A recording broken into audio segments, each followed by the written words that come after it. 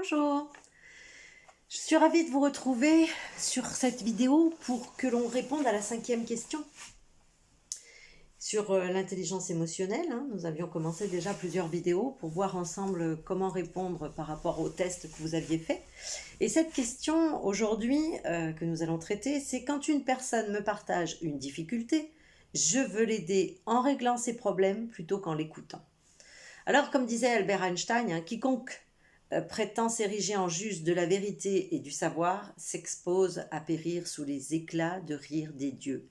J'aime beaucoup cette phrase parce que je pense qu'elle nous remet un petit peu face à l'ego.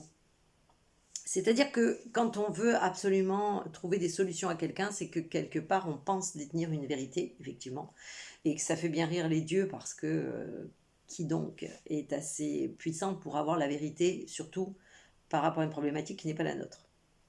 Donc quand quelqu'un vous expose son problème, eh bien, sachez simplement l'écouter. Si vous cherchez absolument à lui trouver une solution, c'est que quelque part, vous êtes dans l'ego. C'est-à-dire que vous allez vouloir, ça part d'un bon sentiment, mais vous allez vouloir absolument contrôler. Et que quelque part, vous allez être envahissant pour cette personne. Ça part d'une bonne volonté, vous voulez absolument l'aider, mais rappelez-vous, vous, le soir, quand vous rentrez, que vous avez une journée compliquée, que vos enfants, la maîtresse vous a convoqué à l'école parce que votre fils ou votre fille avait fait une bêtise, que vous avez eu un collègue qui vous a fait une réflexion désagréable, que ça n'a pas toujours été comme vous vouliez dans votre travail, que vous avez peut-être été dans les bouchons en revenant, que en faisant les courses, le drive ne vous avait pas servi ce que vous vouliez. Enfin bref, une journée qui peut se passer pour une femme. Habituellement, ça arrive fréquemment. Quand vous rentrez le soir et que vous êtes en colère parce qu'il y a votre mari qui vous fait une réflexion, par exemple, parce que les nouilles sont trop cuites, c'est la petite goutte d'eau qui va faire déborder le vase, eh bien, dans ce cas-là, est-ce que vous avez vraiment envie, quand vous allez raconter à votre mari pourquoi vous êtes en colère, qu'est-ce qui s'est passé dans votre journée, est-ce que vous avez vraiment envie qu'il vous trouve une solution? Non. Non. Combien de femmes, alors je parle pour les femmes, mais pour les hommes c'est la même chose, ont entendu quelqu'un répondre à simplement la recherche d'une écoute, mais ont entendu une réponse du style « Eh bien, si ça va pas, change de travail. Ton patron, c'est un con. Pourquoi est-ce que tu fais attention à ce qu'on te dit? T'as qu'à t'en foutre. » Ou quand on vous dit aussi écoute, c'est comme ça, arrête de faire des histoires aussi, t'as peut-être cherché. Tu as tort, tu ne devrais pas l'écouter. Allez, laisse tomber. Tout ça, on n'en a pas envie, quoi. On n'a pas envie de nous dire ni qu'on doit laisser tomber, ni qu'on doit changer de travail, on n'a pas envie de nous dire ce qu'on doit faire. On doit simplement envie qu'on nous écoute et qu'on nous dise « Ah, ma pauvre chérie, oh là là, mon Dieu, quelle journée, effectivement. Tu dois être exténuée. » C'est tout. C'est tout. Vous avez juste besoin qu'on compatisse à votre malheur. Vous n'avez pas besoin qu'on vous cherche de solution. Alors, la problématique dans un couple, souvent, c'était de constater que les hommes et les femmes ne viennent pas de la même planète. On a un livre qui s'appelle « Les hommes viennent de Mars, les femmes viennent de Vénus ». Effectivement, on peut constater qu'un homme, quand il a un problème, il a absolument besoin de trouver une solution. Une femme, pas du tout. Une femme, elle a juste besoin qu'on l'écoute.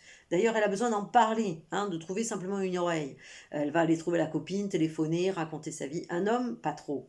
En général, il va garder ça pour lui, il va aller dans sa caverne, et tant qu'il n'aura pas trouvé une solution à son problème, il va rester inapprochable.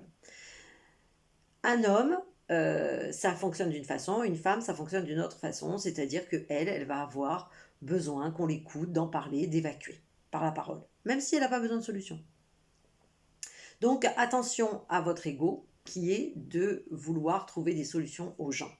Donc ne le faites pas quand quelqu'un vous demande d'écouter ses problèmes. Écoutez simplement, avec de la bienveillance. Utilisez des phrases comme j'entends, je comprends, je me mets à ta place, etc. Mais arrêtez de lui dire tu sais, moi j'aurais fait comme ça, ou tu devrais faire comme ça avec tes enfants. Ou...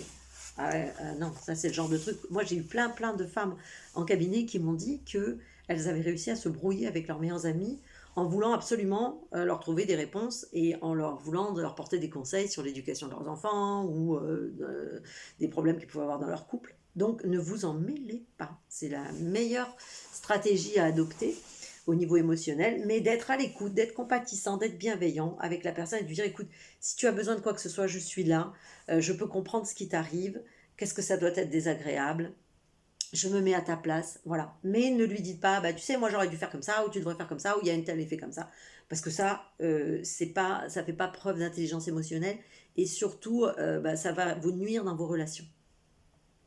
Donc ça, c'est important de le savoir. Euh,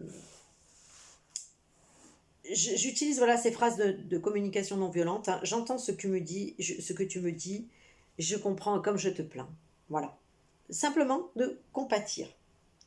Vous ne pouvez pas tout diriger et il va falloir baisser la garde à un moment, hein, parce que ça va vous alléger, parce que déjà, vous ne pouvez pas contrôler le monde, vous ne pouvez pas trouver des solutions à tout le monde.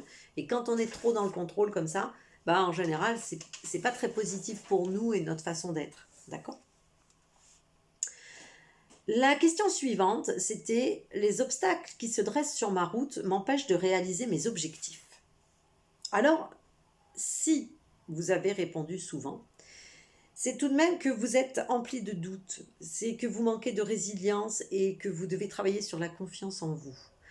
Euh, il faut vous dire que même si vous avez eu des obstacles ou des échecs, ce ne sont pas des échecs, ce sont des expériences qui vont vous rendre plus fort, hein. C'est une expérience qui n'a pas abouti, c'est tout. Mais le mot échec, il devrait être banni du vocabulaire, surtout à l'école. Selon Lao Tzu, l'échec, c'est le fondement de la réussite. C'est-à-dire que vous pouvez rarement avoir de réussite sans échec parce que vous ne pouvez pas le comparer. Et c'est très rare les gens qui réussissent sans avoir échoué avant. Très très rare. En général, les gens qui ont le mieux réussi sont ceux qui ont le mieux échoué avant. Vous avez Abraham Lincoln, hein, qui a raté 8 élections avant de devenir un des meilleurs présidents des États-Unis. Donc il a fait 2 faillites. C'est quelqu'un qui a été très résilient et qui a su rebondir et qui a su utiliser les expériences qui n'ont pas abouti pour en faire une force et pour s'en servir pour réaliser d'autres objectifs. Améliorer, c'est-à-dire que il faut être capable de dire, comme Winston Churchill, pardon, le succès c'est d'aller d'échec en échec sans perdre son enthousiasme. C'est ça, c'est de dire, ok, cette expérience, elle n'a pas réussi. Et ben, peut-être que je m'y suis mal pris, peut-être que j'ai pas su gérer, peut-être que j'étais pas prêt, peut-être qu'il y a des choses qu'il faut que je change. Dans ce cas-là, je vais demander des conseils, je vais essayer de me former. Faites-en un tremplin. Alors c'est vrai qu'en France, on n'a pas tellement une philosophie de la réussite et on condamne complètement l'échec, hein. C'est-à-dire que si vous montez quelque chose et que vous réussissez pas, c'est rare si votre banque va vous suivre une deuxième fois. Alors qu'aux États-Unis, ils ont une philosophie où justement quelqu'un qui va rater mais qui va redemander de l'aide et qui va refaire une fois, 2 fois, 3 fois, ben, c'est quelqu'un qu'on va considérer comme résilient, quelqu'un qui en veut, quelqu'un qui a une attitude de se battre, d'y arriver. Et donc, on va considérer que cette personne, ben, elle est plutôt positive et qu'elle va finir par y arriver, on va l'aider. Alors que nous, on a tendance à, si vous ne réussissez pas tout du premier coup, même à l'école, hein, c'est un peu compliqué. Des enfants en échec scolaire vont très très bien réussir dans la vie. Et il faut aussi, en tant que parent, être capable de prendre conscience de ça et de dire à ses enfants, ok, pour le moment, tu as peut-être pas de bonnes notes, tu n'as peut-être pas réussi, mais il faut que tu comprennes pourquoi et te dire que tu peux toujours faire mieux, qu'on a tous le même cerveau à la base, au départ, et que c'est simplement les données qu'on lui a mis, les situations qu'on a vécues, les leçons qu'on a tirées de ces situations surtout, qui nous ont formatés à être qui l'on est, et donc à peut-être ne pas être aussi résilient et aussi enthousiaste face à l'échec. Mais un échec, c'est une expérience qui n'a pas abouti et c'est une expérience. Et plus vous allez, je dirais, avoir d'échecs, plus vous allez avoir d'expérience et plus vous allez être costaud. Et plus vous allez avoir d'outils dans votre sac à dos.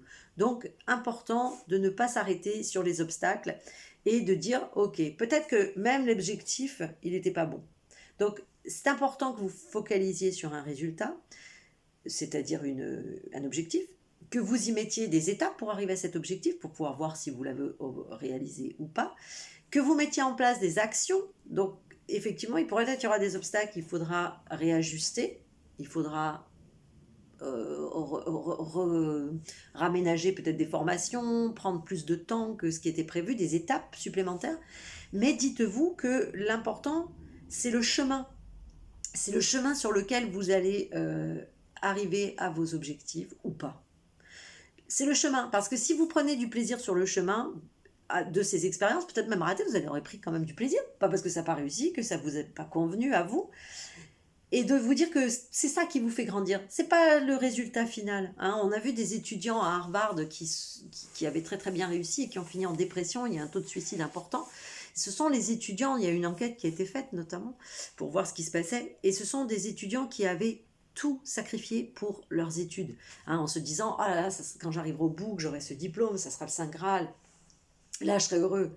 Non, il faut prendre du plaisir sur le chemin. Parce qu'arriver au bout, et ben en fait, ce Saint Graal, vous vous rendez compte qu'il ne me rend pas si heureux que ça, et puis que en fait, il faut que j'ai encore un autre diplôme, puis encore un autre diplôme, puis il faut que je sois encore le meilleur dans ma partie, et du coup, vous n'allez jamais être satisfait.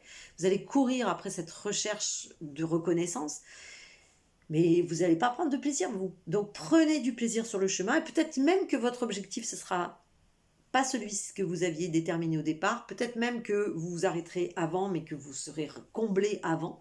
Donc, ne vous focalisez pas sur ce que vous voulez vraiment au bout et si vous l'obtenez ou pas. Focalisez-vous sur l'objectif, sur ce que vous souhaitez vraiment. Mettez-y les actions nécessaires pour y parvenir. Il ne faut pas rester inactif. Si vous restez assis, ça ne sert à rien. Mais s'il y a un obstacle, eh bien, on le contourne, on le dépasse, on essaye de trouver des solutions et c'est ça qui va me motiver, qui doit me nourrir. Ah, si vous êtes à une période de votre vie, vous êtes un peu dans le brouillard, on va dire, eh bien, vous pouvez toujours vous asseoir au carrefour et vous dire quel chemin je dois prendre. Celui-ci, celui-ci, celui-là, je ne sais pas. J'y vois rien. Je ne vois pas plus de 2 mètres, donc je m'assois et j'attends. Alors, vous pouvez rester assis longtemps, là, au carrefour.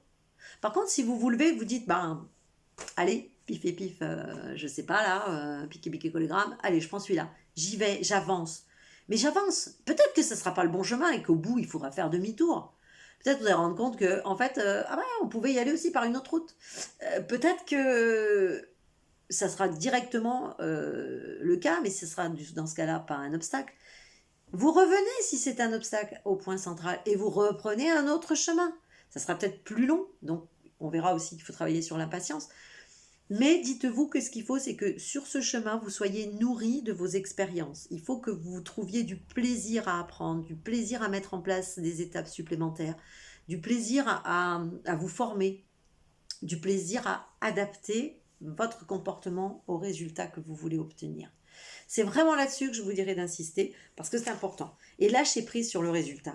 Hein. Après, comme on dit, Inch'Allah, sur ce qui peut arriver, du moment que moi, j'ai tout mis en place et que je suis en accord avec ce que j'ai vraiment envie et que je vais tout mettre en place et que je vais me nourrir de ça, eh bien, tout va bien, il n'y a pas de souci. Il faut par contre que vous sachiez vraiment ce qui est bon pour vous. C'est important de savoir ce dont vous avez besoin. Il faut en ressortir grandi et tirer des leçons de ça. Et puis, si ça n'aboutit, peut-être que vous n'étiez pas prêt, peut-être que ce n'était pas le bon moment, ou peut-être que vous allez vous rendre compte des fois que certaines choses que vous n'avez pas réussi, en fait, elles n'étaient pas faites pour vous.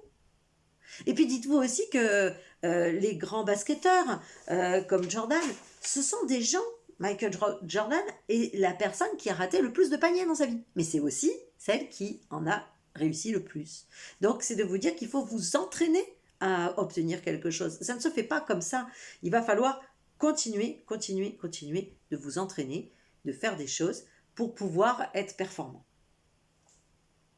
Et puis, la question suivante, qui va peut-être découler de ce qu'on vient de dire, c'est que je ne suis pas satisfaite de mon travail tant que quelqu'un ne m'a pas félicité. Pour cette question-là, je dirais que vous avez un besoin de reconnaissance si vous avez répondu souvent. Est-ce que vous avez vraiment besoin que quelqu'un vous félicite? Si tout ce que vous avez mis en place, vous avez pris du plaisir, vous savez où vous allez, vous savez que c'est bon pour vous, hein, dans ce cas-là, vous n'avez pas besoin qu'on vous félicite. Si vous pensez que c'est bon pour vous, c'est que c'est bon pour vous. Et vous pouvez vous détacher du jugement des autres. Ça, c'est important et ça va être quelque chose qu'on va travailler aussi sur une prochaine vidéo, je pense, sur comment se détacher du jugement des autres. Je n'ai pas besoin qu'on valide mon travail.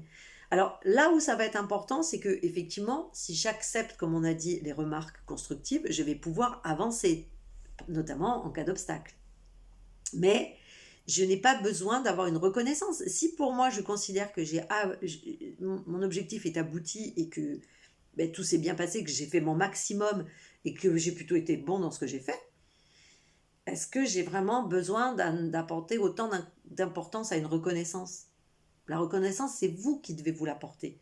C'est important de considérer que il n'y a que vous qui savez ce qui est bon pour vous, il n'y a que vous qui pouvez vous apporter la reconnaissance en question. Et pour ça, ça commence par apprendre à s'aimer. Hein. Une chose que vous pouvez utiliser dans cette réponse à cette question, c'est les 4 accords Toltec. C'est-à-dire, souvent dans les 4 accords Toltec, on dit « n'en fais pas une affaire personnelle ». Donc si cette personne ne vous félicite pas, n'en fais pas une affaire personnelle. C'est peut-être tout simplement qu'elle a oublié. Ça arrive. Elle a trouvé, je vous dis, quand tout va bien, on n'y porte pas d'attention. Donc peut-être que votre patron, il trouve ce que vous faites, c'est très bien, mais il ne va pas vous féliciter. Il ne va pas vous faire la petite remarque que vous attendiez. N'attendez rien. Donnez pour vous parce que vous avez pris du plaisir. N'attendez pas qu'on vous félicite. Ne faites pas aussi de suppositions. C'est-à-dire que peut-être que ce jour-là, il était énervé, fatigué, il s'est peut-être engueulé avec sa femme et qu'il a peut-être oublié simplement de vous dire « ouais, c'est bien ce que tu fais ». Voilà. Alors c'est vrai qu'on devrait le faire, on devrait encourager les gens à valoriser la réussite, à valoriser quand c'est bien, mais souvent on ne le fait pas, parce que comme c'est bien, bah c'est bien. Donc n'attendez pas forcément cette reconnaissance, hein, on en revient toujours à ça, être capable de vous auto-évaluer vous-même, et que si vous considérez que c'est bien, eh bien faites-le. Ce sera un autre problème quand on ne sait pas s'auto-évaluer, là, pardon, la personne qui est perfectionniste et qui est jamais contente d'elle. Mais là, si vous attendez de quelqu'un d'autre, apprenez que c'est de vous et vous seul qui savez ce qui est bon pour vous et qui pouvez vous auto-féliciter. Il n'y a pas besoin d'interpréter le silence de l'autre, mais simplement de valider ce que vous faites.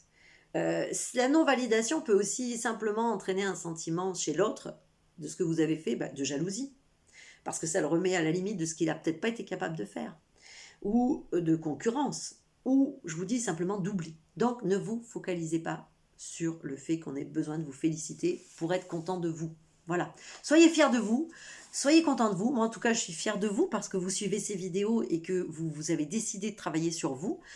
Mettez en place ce que je vous préconise, c'est-à-dire de ne pas avoir besoin d'attendre des autres une félicitation si moi je considère que ce que j'ai fait c'est bien. Soyez fiers de vous, soyez content de vous et soyez capable aussi, comme on l'a dit dans la question suivante, de rebondir et de faire une richesse de vos expériences qui n'ont pas abouti comme vous le souhaitiez.